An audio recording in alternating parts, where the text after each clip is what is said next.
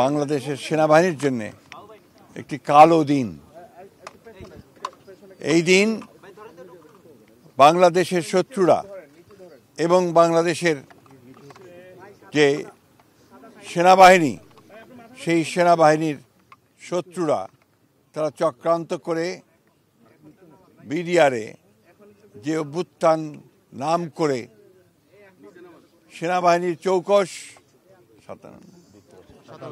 57 জন সেনা কর্মকর্তাকে নির্মমভাবে হত্যা করে এবং একটা তছনছ করে দেওয়ার একটা অবস্থা সৃষ্টি করে সমগ্র নিরাপত্তা ব্যবস্থাকে।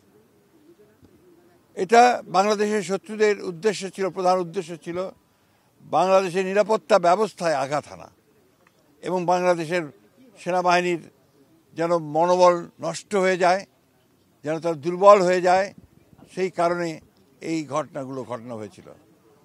সবচেয়ে দুর্ভাগ্যের বিষয়, তখন যারা রাষ্ট্র ক্ষমতায় ছিলেন, হাসিনার নেতৃত্বে আওয়ামী লীগ, তারা অত্যন্ত পরিকল্পিতভাবে এই ঘটনাটির সঙ্গে যোগ সাজশ করে যথাসময়ে যথাযথ ব্যবস্থা গ্রহণ না করে তারা এই ঘটনাগুলো ঘটতে দেন।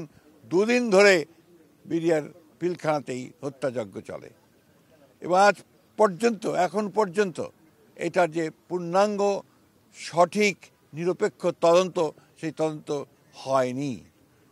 আমরা সরকারকে ধন্যবাদ জানাতে চাই যে সরকার অন্তত এটাকে শহীদ সেনা দিবস হিসেবে ঘোষণা করেছেন এবং আমরা আশা করব, প্রত্যাশা করব যে এটার পূর্ণাঙ্গ সঠিক নিরপেক্ষ তদন্ত করে সঠিক বিষয়টিকে উদ্ঘাটন করা এবং যারা দায়ী তাদেরকে তাদের শাস্তি নিশ্চিত করা, তদন্তের মধ্যে বিচারকে নিশ্চিত করা।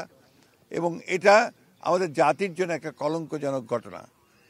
আজকে এই দীর্ঘ বছর পরে, আজকে প্রায় 16 বছর পরে আমরা আজকে সবাই ঐক্যবদ্ধ হয়েছি। দেশের রাজনীতির একটা বিশাল পরিবর্তন হয়েছে, আমূল পরিবর্তন হয়েছে। বাংলাদেশের ছাত্র জনতা সেই ফ্যাসিস্ট শক্তিকে উৎখাত করে আমাদেরকে সুযোগ সৃষ্টি করে দিয়েছে আজকে একটা নতুন বাংলাদেশ নির্মাণ করবার।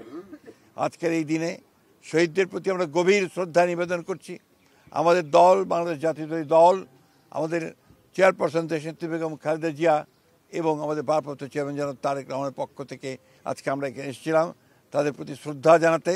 এবং আমরা এই প্রত্যাশা করব যে তাদের এই আত্মত্যাগ যেন কখনো বিফলে না যায়।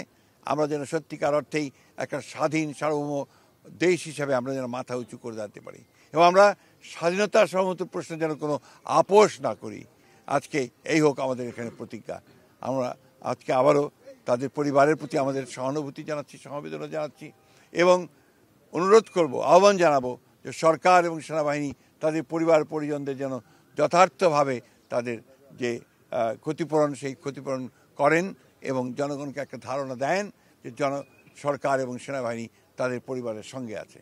সকলকে আমি আন্তরিকভাবে আবারও তাদের পরিবার পরিজনকে আমি আন্তরিকভাবে আমাদের সহানুভূতি জানাচ্ছি।